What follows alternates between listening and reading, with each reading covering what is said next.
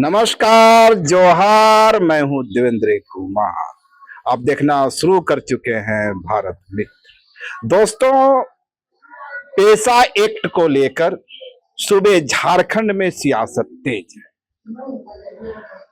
आदिवासी समाज का एक बड़ा तबका सरकार का जो ड्राफ्ट है या जिस ड्राफ्ट को लेकर सरकार आगे बढ़ती नजर आ रही है, उस ड्राफ्ट के प्रति अपनी नाराजगी प्रकट कर रहा है। वहीं एक धड़ा ऐसा भी है जो सरकार के ड्राफ्ट का समर्थन कर रहा है और पूर्ण रूपेण सरकार के साथ है। तो कहा जा सकता है कि आदिवासी समाज के जो चिंतक हैं, विचारक हैं, एक्टिविस्ट हैं, बुद्धिजीवी हैं, पेशा एक्ट के मुद्दे पर दो धड़े में बढ़ते नजर आ रहे हैं। या एक तीसरा धड़ा भी महिलाओं का है, जिनका कहना है कि यदि पेशा एक्ट लागू हो गया तो परंपरागत ग्राम सभा में महिलाओं की भूमिका क्या हो। तो इस वक्त हमारे साथ है बाप पार्टी यानी भारत आदिवासी पार्टी के प्रदेश अध्यक्ष प्रेम शाही मुंडा जी, और हमारे दूसरी ओर हैं पढ़ा सरकार के टागरे उरांव जी। तो आप समझ सकते हैं कि हमारे दोनों ही तरफ आदिवासी समाज के प्रखर चेहरे हैं। और आज इन दोनों के बीच में या इन सबों के बीच में बैठने का जो उद्देश्य है कि आज बाप पार्टी की ओर से एक प्रेस कॉन्फ्रेंस का आयोजन किया गया।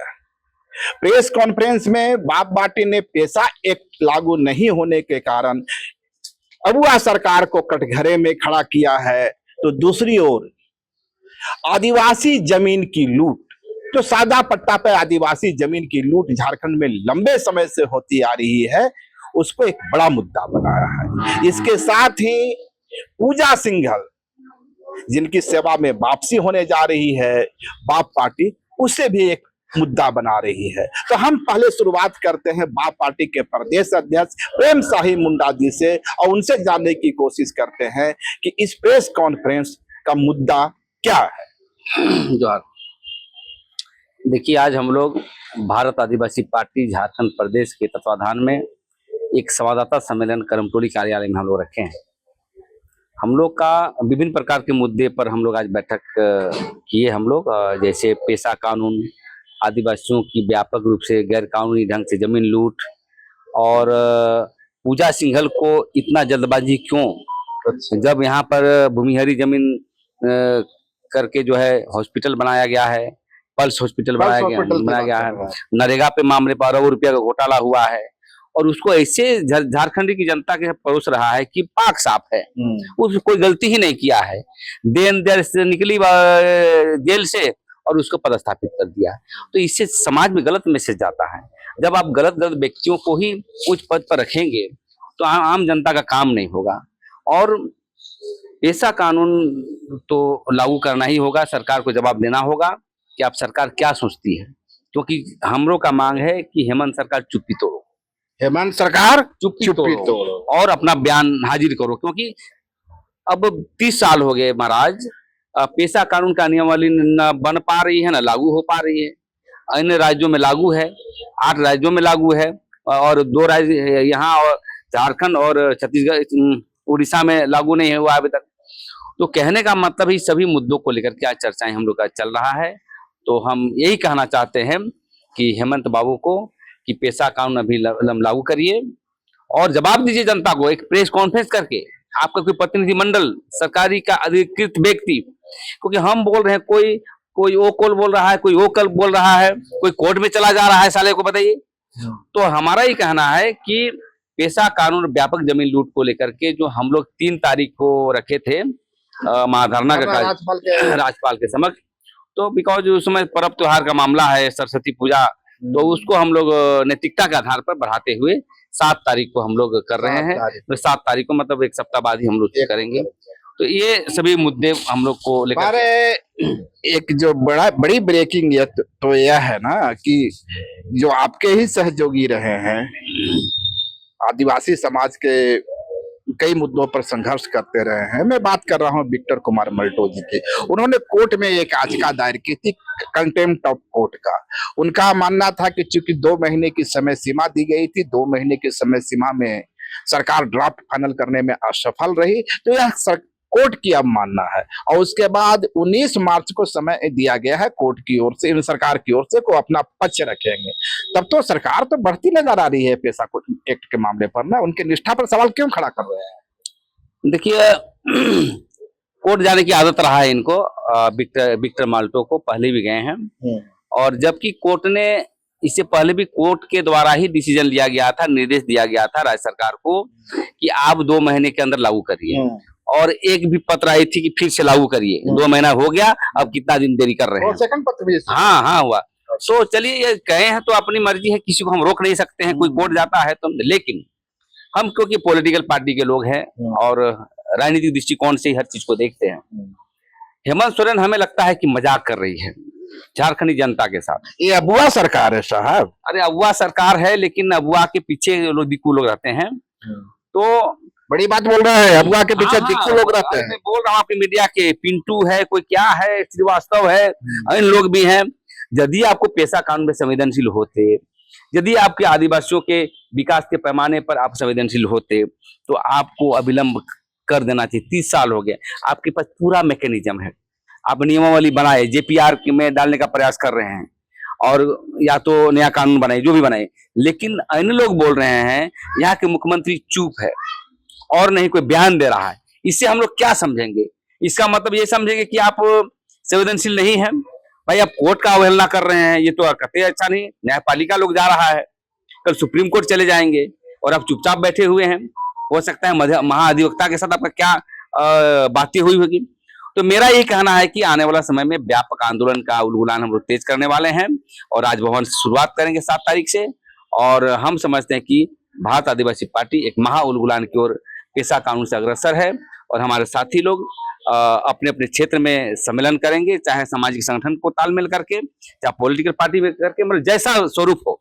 नहीं, एक सवाल जो है, आप अबुआ सरकार की नीयत पे सवाल खड़ा कर रहे हैं। तो झारखंड गठन के करीबन 25 वर्ष हुए हैं, तो इस 25 वर्ष में 16-17 वर्ष तो भाजपा की ही सरकार रही, तो ये भाजपा को कटघरे में खड़ा क्यों नहीं करते हैं? सिर्फ अबुआ सरकार पर ही निशाना क्यों साधते हैं आप? हाँ, आपका सवाल सही है कि जितने भी यहाँ पर जो है नेता रहे हैं, चाहे वो बाबूलाल मरांडी हो, चाहे मधु कोड़ा हो, चाहे हेमंत सोरेन हो, चाहे शिबू सोरेन हो, सबने पद स्थापित किया। तो मेरे कहने का मतलब यह है कि मुख्यमंत्री तो दोषी है ही, और उसके दोषी जो भी विपक्ष दल के हैं, सब दोषी हैं। हम नहीं चाहता हूं कि यही दोषी है। माने पेशा एक्ट के सवाल पे बाप की नजर में जितना दोषी यह अबुआ सरकार है, उतना ही दोषी भाजपा भी है। हाँ, क्योंकि भाजपा के रिज में ही जेपीआर लागू हुआ, भाजपा के रिज में ही नगर पालिका का चुनाव हुआ अनुसूचित क्षेत्रों में। लेकिन सबके होने के बावजूद भी तत्काल प्रभाव से कौन मुख्यमंत्री है, सवाल उस पर होता है। सत्ता पर स्थापित एट ए प्रेजेंट टाइम कौन है? आपकी मुख्य मांग क्या है सरकार? आप क्या चाहते हैं कि सरकार जिस ड्राफ्ट को लेकर आगे बढ़ रही है, उस ड्राफ्ट को सार्वजनिक किया जाए? क्या मांग है? मेरा मांग है कि 1996 में जो पेशा कानून लागू है, उसको हूबहू आप और नया कानून बनाए, या तो जेपीआर के माध्यम से ही लागू करें। क्योंकि जो जेपीआर बनी है, जमीन के मसले पर हम लोग को भ्रांतियां हैं। जमीन के मसले पर है, भू अर्जन के मसले पर है, और मसला है कि ग्राम में एक और बननी चाहिए कि कोई व्यक्ति ग्राम सभा के अंतर्गत यदि आप लोन ले लिए हैं, दिवालिया हो गए हैं, तो माफ करने का प्रोविजन होना चाहिए था। वो आपने नहीं किया। हम तो जनता के बीच जाएंगे। सरकार ने बहुत तरीके से ड्राफ्ट करने वाले जो थे सदस्य लोगों, बढ़िया ड्राफ्ट की अच्छा। सरकार तोड़ मरोड़ रही है। तो मेरे कहने का मतलब छेद करना चाहिए, तो छेद आप को हम लोग चाहते हैं कि हूबहू लागू हो। और दूसरी बात है बालू घाट को लेकर के। अब बालू घाट को लेकर तय करना होगा कौन व्यक्ति उसको लेगा काम, उसकी कैटेगरी कौन होगा। हाँ। बालू से ऊपर सोना यदि पैदा हुआ खदान तो वो कौन लेगा? उस पर समता जजमेंट से आप क्यों टाइप नहीं कर रहे हैं? ये बहुत सारा मसला है, मतलब छोटा छोटा चीज हम लेंगे। आप चाहते हैं कि पेशा एक्ट के मामले में समता एक्ट को भी इसके साथ बिल्कुल बिल्कुल बिल्कुल, ताकि हमारे आदिवासी लोग वहां पर व्यापार करें। इसमें लिखा हुआ है कि सहकारिता बना करके उनको काम हम लोग देंगे और नहीं करने के बाद ही गैर आदिवासी को देंगे। तो मेरे कहने कैटेगरीज में क्या है, बालू और गिट्टी ही हम करेंगे कि अब सोना खदान मिल गया मान लिया तो अडानी को आप दे देंगे हैं? तो आप बाध्यता जब तक आप नहीं बनाएगी भूअर्जन में ग्राम सभा के अंतर्गत जो 2013 का भूमि अधिग्रहण कानून है उसके तर्ज पर आप समता जजमेंट को भी आप मिक्सर नहीं करेंगे, बाध्यता नहीं करेंगे तो अडानी आ जगह ले जाएगा। जिस प्रकार से CNT एक्ट है, CNT एक्ट तो है लेकिन जमीन लूटी जा रही है, तो पेशा कानून तो है लेकिन पूरा बाहर के लोग काम कर रहे हैं। तो हम चाहते हैं कि हर कानून सशक्त और बाध्यता होनी चाहिए। जगरो राव जी, आप तो पढ़ा सरकार से जुड़े रहे हैं और मुझे याद पड़ता है कि मांडर से आप चुनाव भी लड़े थे। खैर चुनाव तो आई गई हो गई, आप लोग क्या चाहते हैं? सबसे पहले जोहार। हम लोग का पढ़ा सरकार मतलब अपना मेरा आदिवासी का जो ट्रेडिशनल संस्थाएं हैं, अपना सरकार। अपना सरकार जब संविधान बोलता है कि आदिवासी राज्य में आदिवासी की खुद की हुकूमत, खुद की सरकार, तब फिर हमें क्यों नहीं दिया जा रहा है? अभी जो आप एक सवाल किए थे, पारंपरिक व्यवस्था के अनुसार अगर यदि पेशा लागू होता है तो महिला को क्या उसमें भूमिका मिलेगी? तो मैं बता देना चाहता हूं कि देखिए, हमारा आदिवासी समाज में हमेशा हमारा महिला पुरुष मिल करके ही अपना ये जल जंगल जमीन को लड़ाई करके बचाए हैं। मतलब अपने आने वाले पीढ़ी के लिए हम लोग सभी लड़े हैं।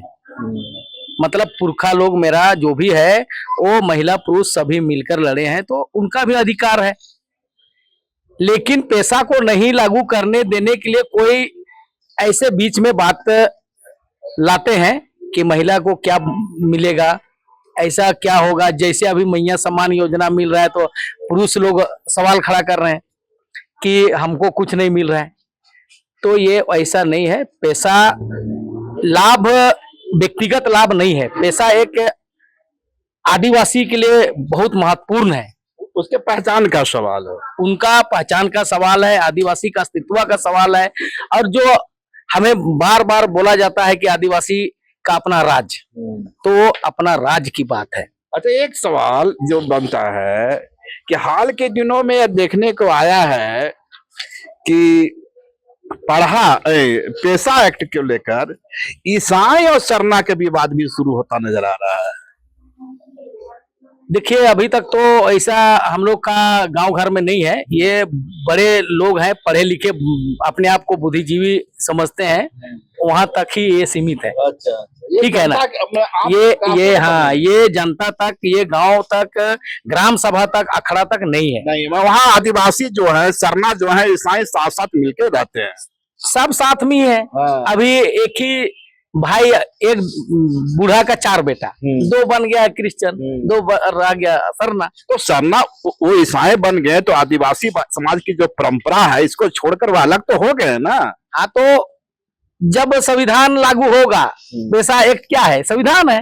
जब लागू होगा तो वो अपना सोचेंगे। जहां हमको खतरा महसूस होगा तो हम अपने आप को बचाने का प्रयास करते हैं ना, बस वही।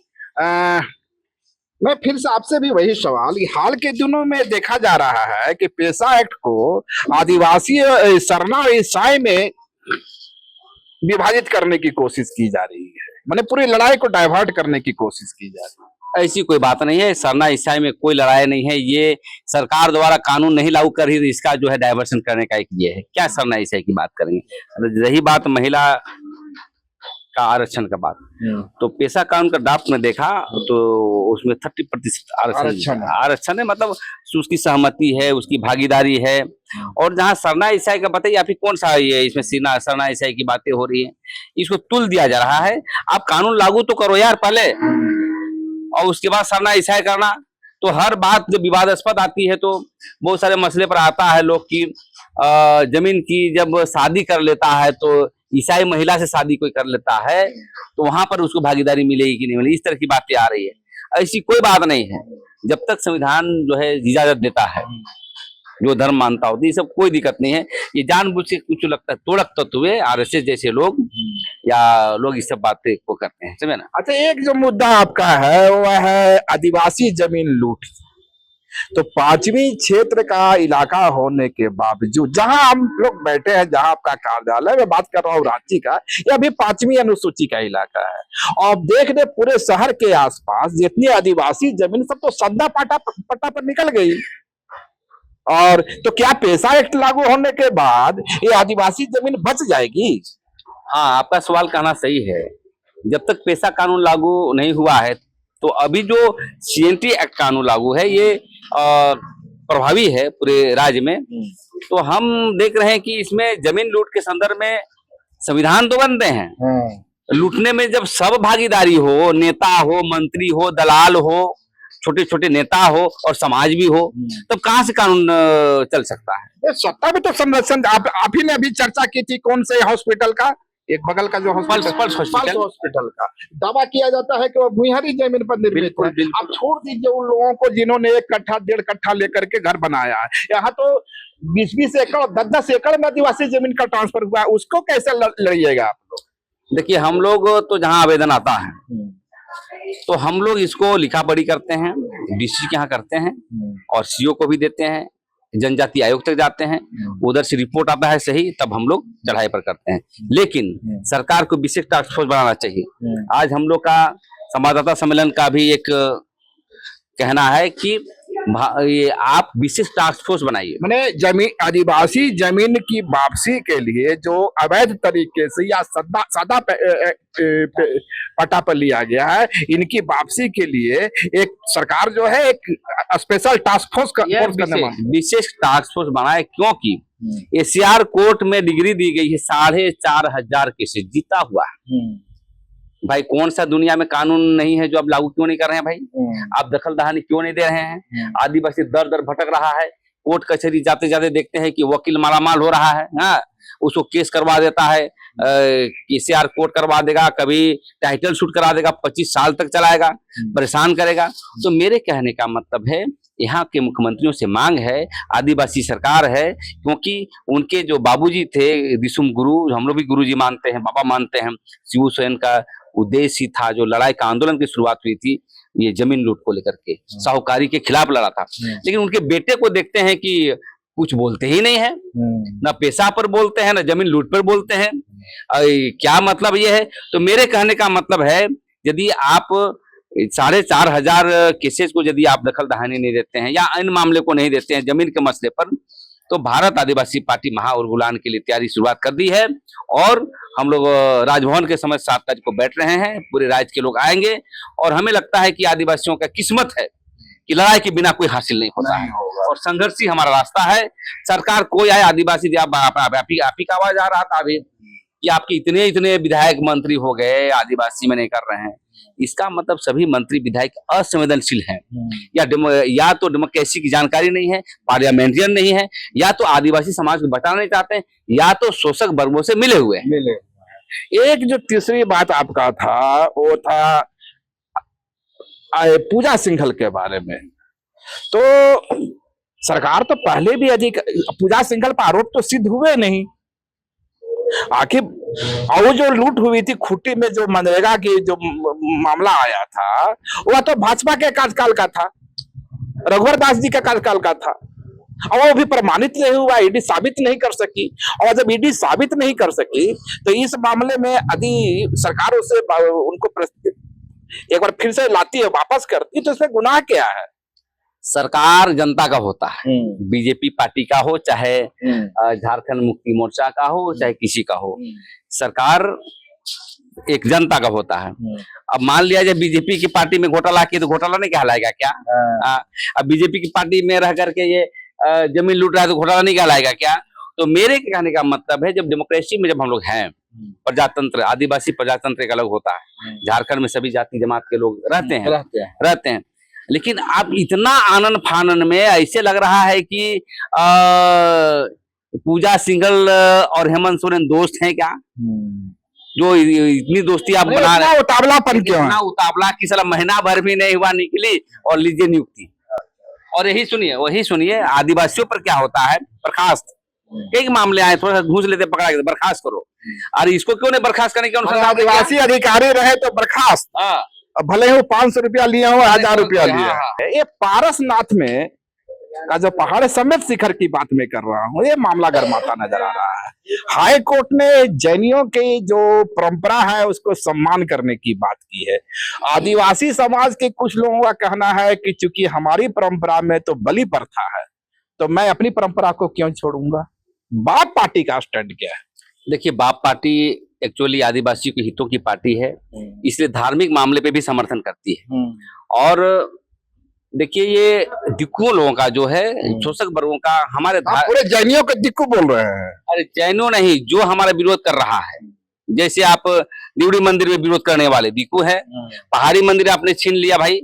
अब यहाँ पर ये सुतिया में गढ़ वाला जो भी हमारा छीन रहे हैं, मदरा मुंडा वाला। तो मेरे कहने का मतलब है, कोर्ट का हम विरोध में नहीं जाएंगे, लेकिन न्यायपालिका को भी इस पर बहस करनी चाहिए, समीक्षा करनी चाहिए, क्योंकि वहां पर मरांग बोंगा और सिंह बोंगा बसते हैं। वहां के संथाल समाज के लोगों को पारसनाथ पहाड़ में आदि पहले भाई जैन के पहले कौन आया, हिंदू के पहले कौन आया? सब आदिवासी धर्म और आदिवासी संस्कृति से ही निकला हुआ व्यक्ति है, चाहे हिंदू हो, चाहे मुसलमान हो, चाहे सिख हो, चाहे ईसाई हो। ये बात को चिंतन करने की जरूरत है। हाँ, पूजा पाठ कर रहा है, इसको लेकर के आप उसको दे रहे हैं, लेकिन उसका मालिकाना हक, उसका जो पूजा करते हैं, पूजा पाठ करते हैं पारसनाथ में, वो पूरे आदिवासियों का है। और हम कहेंगे आपके मीडिया के माध्यम से, जितने भी धर्म संगठन चलाते हैं, सांस्कृतिक संगठन चलाते हैं, उसको एक होकर के पारसनाथ पहाड़ को बचाना चाहिए। आप क्या मानते हैं? जब आदिवासी की वहाँ पे परंपरा रही है, तो हमारा तो ये परंपरा रही है बलि प्रथा की। हाँ, तो बलि प्रथा तो मेरा है ही। और ढाल टोपावन की जो दारू वगैरह ढाला जाता है, एकदम मेरा पुरखा ने यही सिखा के गया है। हमारे बलि प्रथा है, हम श्रवण सप्तमी में देवी मड़ई में भी देते हैं। अभी उसको मंडप करके अगर लोग बोलेगा कि नहीं अब यहाँ बलि नहीं देना है, तो मर जाएगा पूरा गांव का गांव लोग। तो फिर जैनियों की आस्था का क्या होगा? अब वो राजनीति अगर कर रही है तो वो अपना समझे, लेकिन धार्मिक स्थल से तो हम जुड़े हैं, आस्था से तो हम तो बोलेंगे मेरा बलि प्रथा है, तो वो तो बरकरार रहना चाहिए। हाँ, एक हमारे साथ हैं अनिल जी, आपका क्या मानना है? ये जो बलि प्रथा है आदिवासी समाज की और जैनियों की, इससे भावना आहत होती नजर आ रही है, क्या कहेंगे? देखिए, हमारा जो समाज है बलि प्रथा से चलते आ रही है शुरुआत से ही। कोई भी हम लोग पूजा पाठ भी करते हैं तो पहले हम लोग पूजा पाठ करते हैं, बलि चढ़ाते हैं। सरुल में भी हम लोग करते हैं, और बहुत तरह का ऐसा त्योहार है जो हमारा जो भगवान है सिंह बोंगा है, उसको हम लोग बलि प्रथा देते हैं। उसके बाद ही हम लोग जो हमारा जो परंपरा है उसको हम लोग चालू करते हैं। आप क्या चाहते हैं कि वहाँ बलि प्रथा चलती रहे? जो परंपरा चलती आ रही है वो चलती रहे, क्योंकि जो आस्था का विषय है, हमारा आस्था जो पहले से लेकर पूरा पुकार लोग करते आ रहे हैं उसको बरकरार रखना। तो यह थे आदिवासी समाज के चिंतक, और इसके साथ कहें कि बाप पार्टी अपने भारत आदिवासी पार्टी के प्रदेश अध्यक्ष और उनसे जुड़े लोग, जिनका मानना है कि पेशा कानून पर सरकार अपनी चुप्पी तोड़े, क्या ड्राफ्ट है उसको सामने लाए। और इसके साथ ही इनका मानना है कि पारसनाथ के पहाड़ में समेत शिखर की जो है, वहाँ आदिवासी समाज सदियों नहीं शताब्दियों से अपनी परंपराओं का अनुपालन करता रहा है। बलि प्रथा, ढाल तपावन आदिवासी समाज की संस्कृति और परंपरा का अभिन्न हिस्सा है। यदि जैनियों की आस्था आहत होती है तो यदि इस पर रोक लगाई जाती है, तो इसे आदिवासी समाज की जो परंपरा है या उनकी जो आस्था है उस पर भी चोट होगा। सरकार को इस पर विचार करना चाहिए।